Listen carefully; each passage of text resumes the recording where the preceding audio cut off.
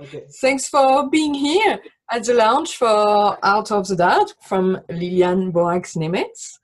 Over the years, Lillian published several books with Ronsdale Press.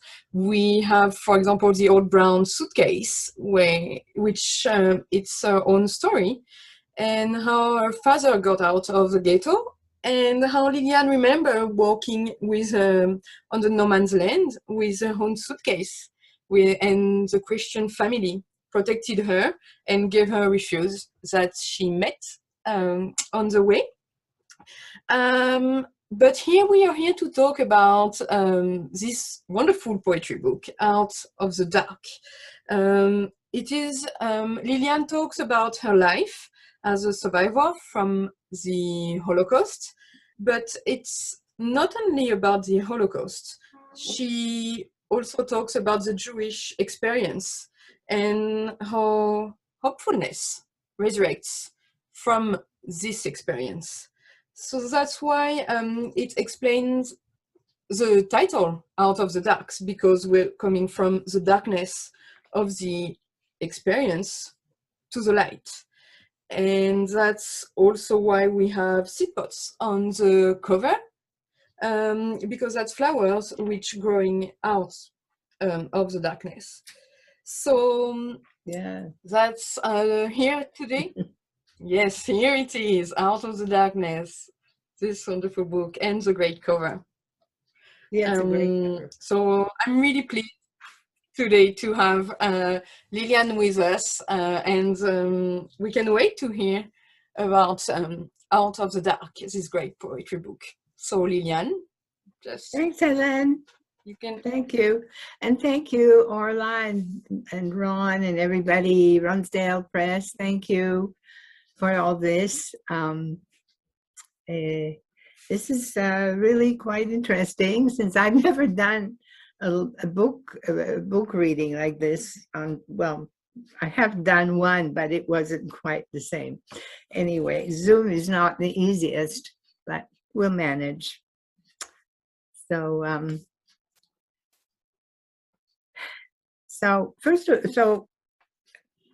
you know, this book is divided into 3 sections.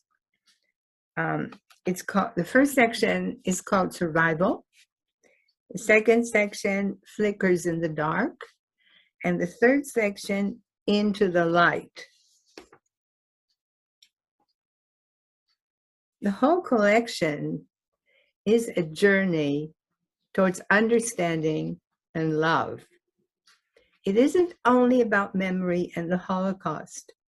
It's also about the shaping of a life that has been derailed and an attempt to put it back on some humanly spiritual track.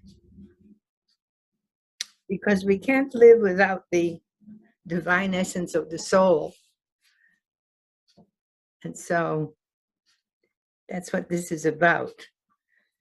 I've been criticized, not terribly badly, but some, for someone, a poet, was disappointed that a Holocaust survivor includes a certain lightness into their poetry. And I don't really know what he expects, because why?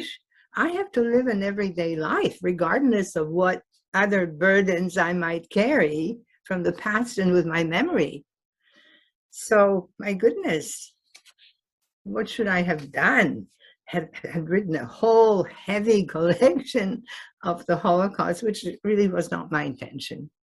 It's from the dark to the light. Okay. Each poem has a backstory.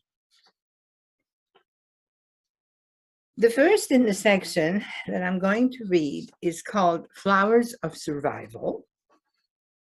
And this has an interesting story behind it.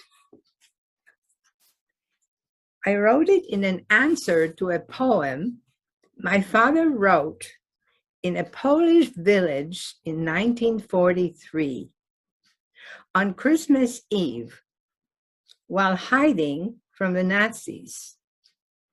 He wrote it in a barn where he was hiding on an old piece of paper with a broken crayon. And on this paper, he also drew lilies of the valley, plus a poem. And the lilies of the valley were supposed to represent myself and my sister, both of whom were hiding in different villages. He was in a different village with my mom, and my sister and I were in a different place because he didn't feel that a family could survive together under the circumstances we were in. So this is Flowers of Survival.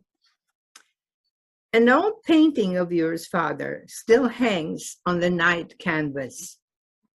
A faded dream in the village of 1943 of our separation from you, when your two daughters grew alone like wild lilies, their stalks thrashed by a violent wind, their heads bowed towards the war-contaminated earth. From afar, you held us close with your mind. Let the wind thrash us if it will, he said. You said, and the foul earth open to swallow us. For in the end, neither the violent wind nor the foul earth will succeed. One night, on a makeshift canvas with a worn pencil stubs, you painted your two children, your flowers of survival, and into your heart you painted them gentle, yet stronger than any plague or any wrath of wind. The old painting still hangs on the canvas on my night, a faded dream, a wondrous memory of you.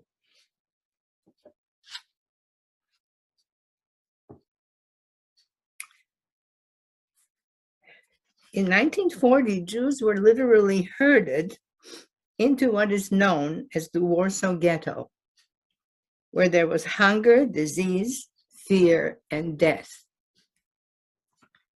And our family, plus many, many others, were there. So the next poem I'd like to read is called In the Ghetto. And this is all from that dark section of my poetry. In the Ghetto. What mind created this place of filth? Smells and chaos of bodies strewn across the pavements. Here are the trees, streets that are not streets, flowers that do not blossom, deaths without funerals. This is a ghetto where humans live, in neglected cages, within a fire that burns sleep out of their eyes. And yet, on Shabbat, in a dark, shabby room, at a table in a kitchen without food, faith kindles a gentle flame. You can see it in the bubbling islets of steaming broth without meat. Smell it in the imagined scent of sweet and savory puddings. You can feel it in the family still alive, gathering around the table with its gleaming white cloth.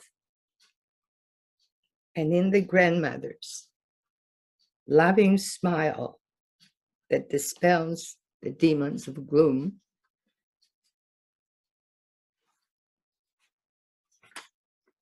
The next poem I'm going to read is about a friend. It's dedicated to the memory of a child survivor, Marion Kassirer, who some of you here who are survivors will know. Marion Kassirer is no longer with us, unfortunately. She was saved by gypsies in Holland and later liberated by Canadian soldiers. A candle for Marion. She huddles in the dark, a wisp of a child, frightened and alone, trying to carry on. Through a long tunnel pursued by the Furies clawing at her Jewish head. She runs toward some miracle. A gypsy opens her shawl and hides the little girl in its painted folds,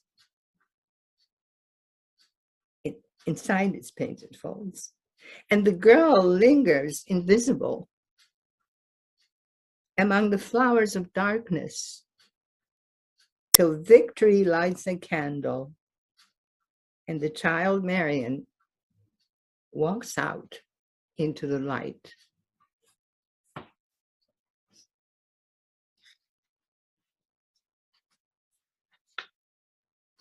Still continuing in my section of survival in the dark is a poem called Theresienstadt. Excuse me, blow my nose.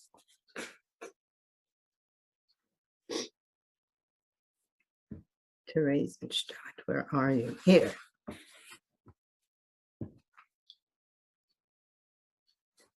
In 1998, the World Federation of Child Survivors of the Holocaust held a conference in Prague.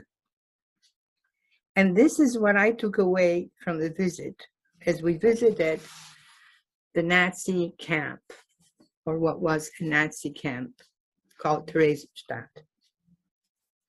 This camp was in the Czech Republic, but Nazis sort of made it as a front, as an artist place where children created various forms of art and everybody was happy. In truth, it was about as treacherous as all other Nazi camps. So Theresian. Jewish children reappear in my dreams. Children once trapped inside the walls of a Nazi camp. Now there are only silent streets and houses with white lace curtains, and behind them are hidden eyes that question. Why do we Jews keep returning? What do we want with this land that buried so many, or these barracks that house them so poorly? Why do we still dream of children who once mapped their pain onto rough paper with drawings of prisons? Prisons that kept them away from their homes and their parents, parents who were murdered. Children who wrote poetry in memory of butterflies whose wings faltered in air thick with human shame. Yes, good folks of the white lace curtains, we will keep returning to our sacred memory of the 15,000 children who were sent to the showers of Auschwitz.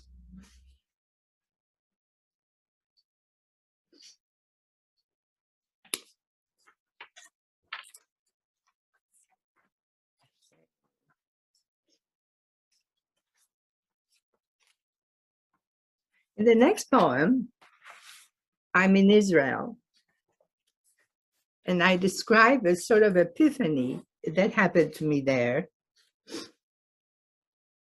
We went to visit the holiest Jewish site in Jerusalem, the wall of the temple.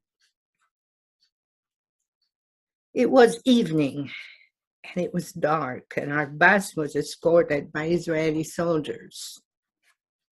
We went in, and I approached the wall and put my head against the sacred stone. I suddenly felt a calmness of spirit flowing into my body.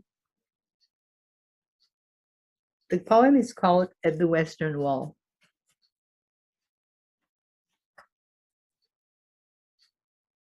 at the Western Wall. Cradled by her past, enduring, the wall of the temple gathers in its furrows messages to God. I rest my head on the stone, asking a question heavy with 6 million upon my soul. I listen for something old, something sacred to stir within me. And then, like a bird, alighting, calm descends. A new presence fills my spirit deeply, without a stir, without words, but with another kind of music that whispers a simple kindness. I am here.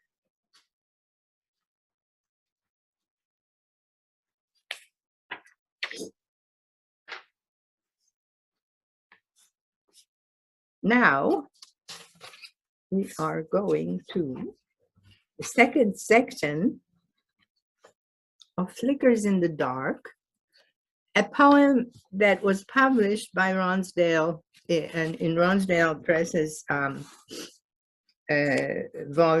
collection called Ghost Children. And I think for me, it was really a pivotal poem. I worked on it and couldn't really get it right. And Ron stood over me with a hatchet to get the right words. And he managed for me. He's until he finally got there. I worked hard and I finally managed it. And it was a kind of breakthrough, not so much in writing of the poetry as it is in understanding of it was a transition from the darkest period where I was language challenged and culture challenged and everything else. And here I saw these flickers in the dark, and that was the beginning of getting into the light later on. So what flickers in the dark? What place have I approached? 60 years, now it's more. I wandered wide into the desert of my God. 60 years I lived inside the dunes of memory, burying its images. 60 years I waited alone for their ghosts to rise from the ashes, for their fiery tongues to defeat the night and give birth to words that flicker in the dark.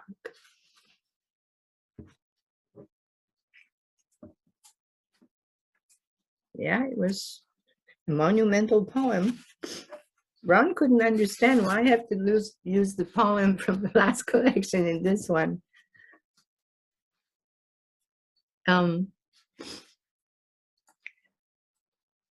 So in this section of Flickers in the Dark, the second section, I'm describing a slow ascent from the darkness into a vision, but only of a flicker in the dark. The next poem I'd like to read is My Two Cities. When I immigrated to Canada, I still had in me the Polish language, Polish culture, the villages and the forest and the mushrooms and the ferns and the berries and the creatures and everything that a child learns about nature and the world, of creatures and trees and blossoms and sunflowers, of course, my favorite flower. So I came here to absorb what was here. With all that, I came with all that from there. My two cities. Vancouver, I came to you out of the ruins of my own city vanquished by war. Your coat of many cultures, living in peace and freedom, would come to clothe me. I picked up my life, brick by brick, and built a stronghold. No one could ever invade. So tightly sealed were its walls that even I could not exit. One day, the gates burst open, and the past rode in on her black steed, engulfing me in its folds of her ebony cloak. We galloped away, past mountains of grief, decades of exile, across another ocean, to a place scarred by memory, Warsaw, my birth mother's city in the east. Your visage bears marks of change, reconstructions of your original face.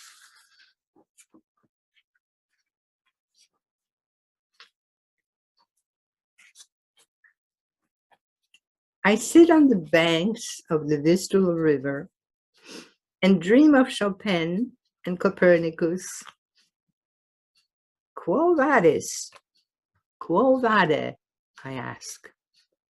But I know that I must leave again for that other city that awaits on the shores of the Fraser and the Salish Sea, where I live in two worlds.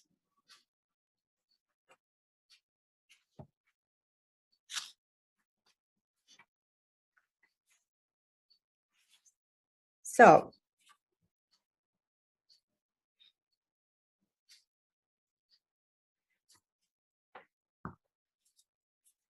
the next poem is also a progression towards a kind of healing, finding calmness. And this is inspired by His Holiness the Dalai Lama, called Old Fashioned. I meditate in this garden, sheltered from the wind and modern cacophonies. Solitude becomes a place that swells with the sweet air of peace and music of the trees. My eyes behold the gold of a flower's head, turning slowly towards the sun. No need to dream of things beyond this, when all that is godly is here on earth.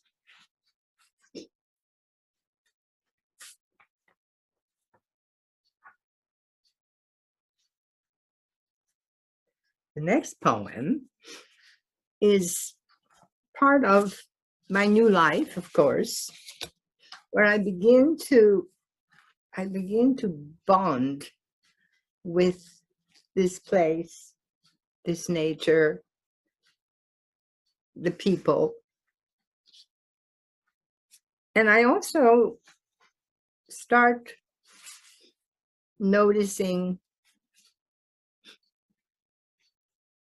the vagaries of climate change.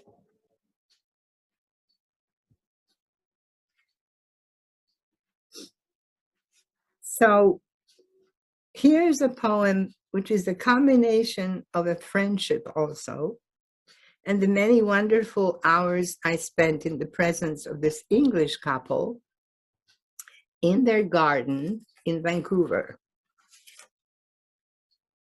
Pardon me, I do have hay fever. Irina's garden in Southlands. Look, pine cones, tree sap, and honeysuckle. The cool wind fans the poplars, the maples, and even the pines. Driver, can you smell Irina's garden from the gas guzzler on wheels? In a man-made fog, he who can envisions the world with his senses. The rustle of maple leaves, the sunflower with its seeds, the smell of the pine cones and honeysuckle, the tickle of the wind and its bite, the power of earth's fist, its anger and yield.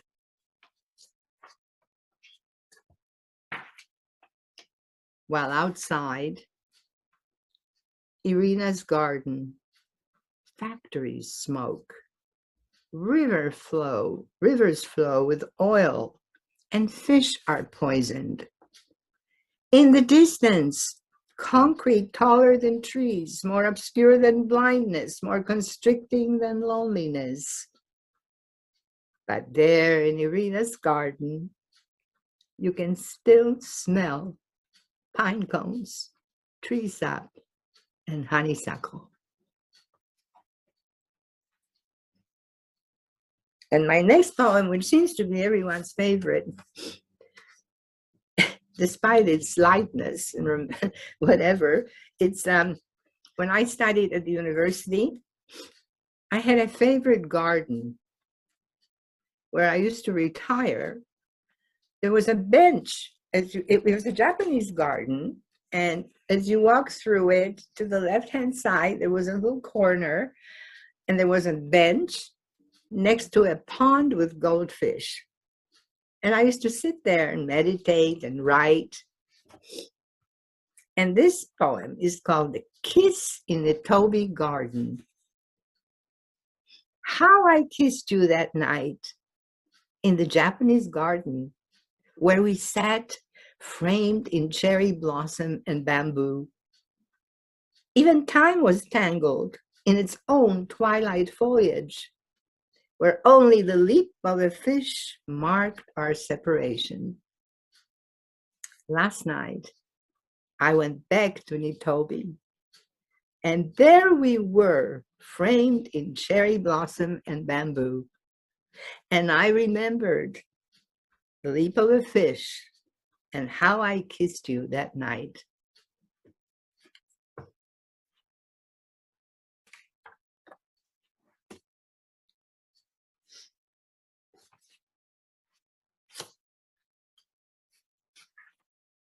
I can't find this one. There's one that I really, really like. If I could find it, I should find it because I had a number where it was supposed to be.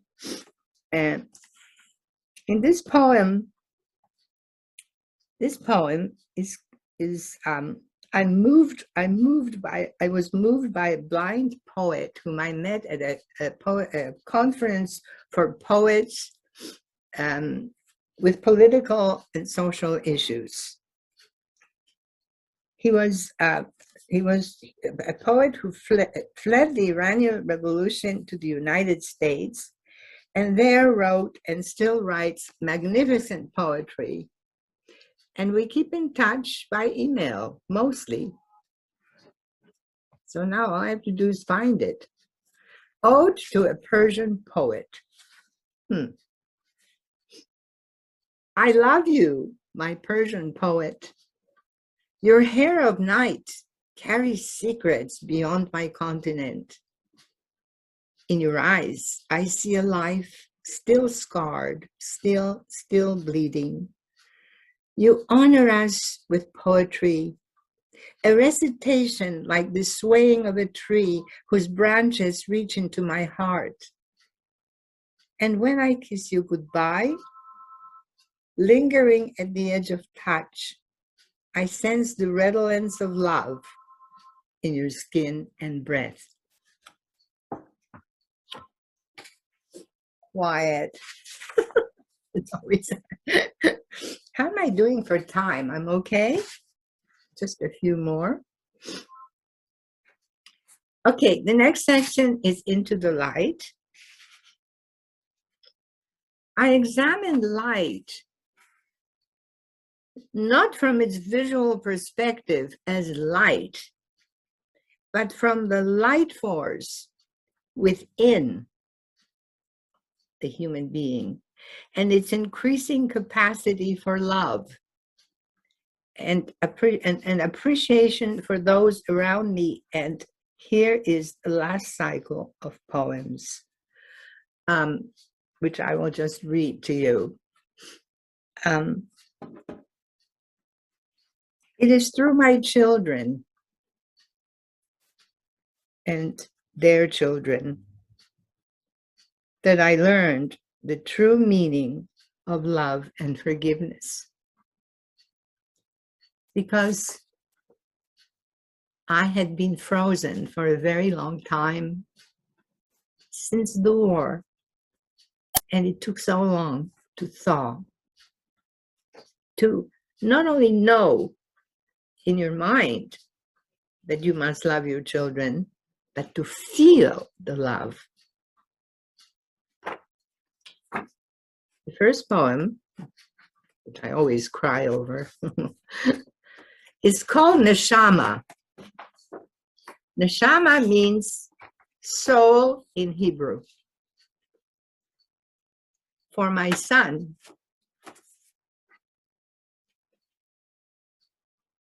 I see Neshama in your sunny face. I see wonderment and joy. There lives in you a lithe and graceful being of sportsmanship, honor, and pride. A small boy challenged by fate survived and grew into a man gifted with wisdom, compassion, and love. Sweet son, my blessed child,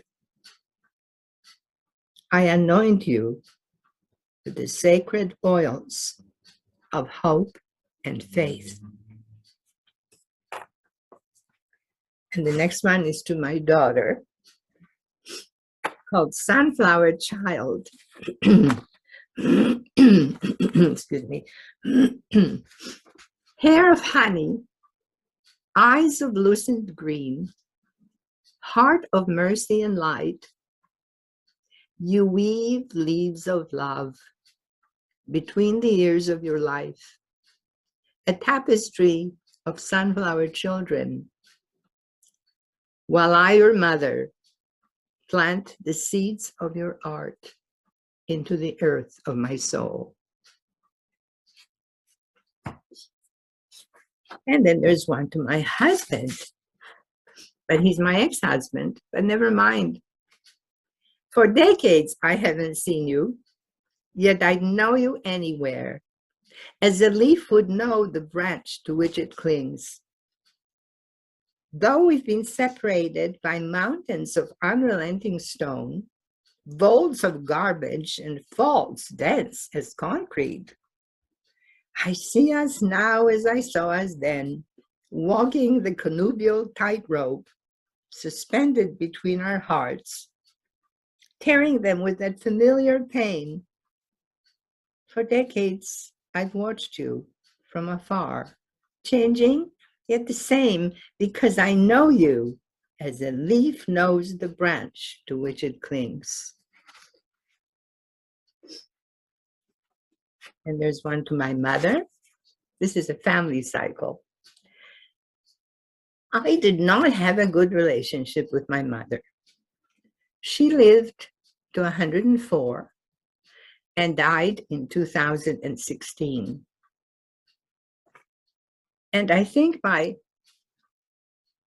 from darkness into light, what I learned so much on this journey was to look at my mother, not only as a mother, but as a human being, as a person, as a woman who had a very tough life, lost a child in the Holocaust, and all her family suffered immensely throughout a lifetime.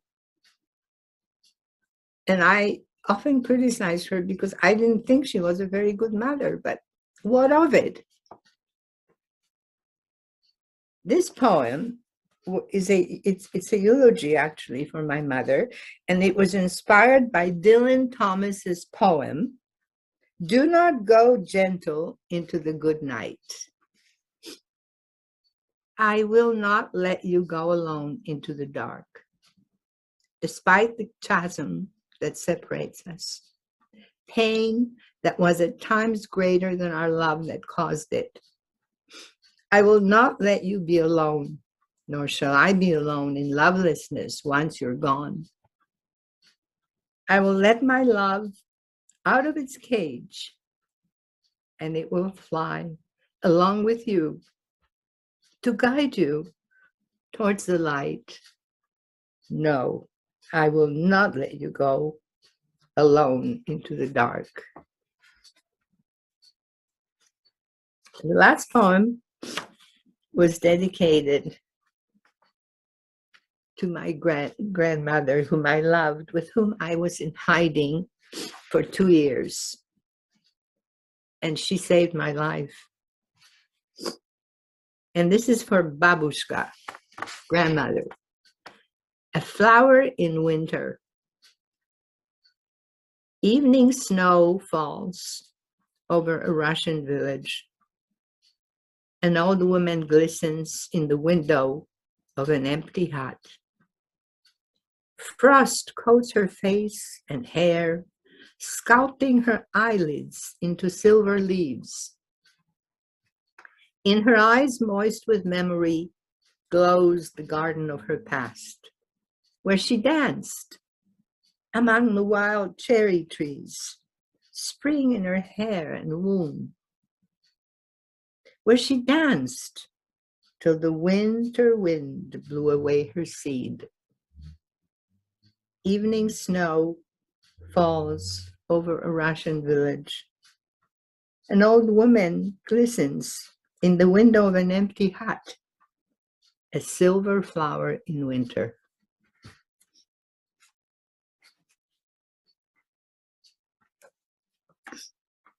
That was going to be the last poem, but I thought I might read you one more.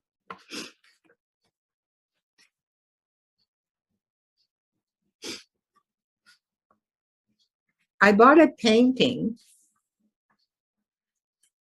from a great artist, Peter John Vermeuy. And I really fell in love with the painting, and it was the story of a knight and a princess and they fell in love.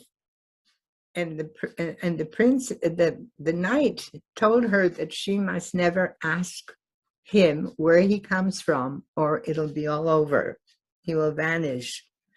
And this kind of captured me. I'm not sure if I got the story right, but maybe Peter, who's here, can help. So this is dedicated for Peter, my Blue Knight painting. A man I never met, whose name I hardly knew, drifts towards me now, carved from night. Carrying my dream in his hands, his face swathed in blue, light of the moon, unfathomable, his body in the approaching dawn, perishable, his love, transient, transcendent, unforgettable.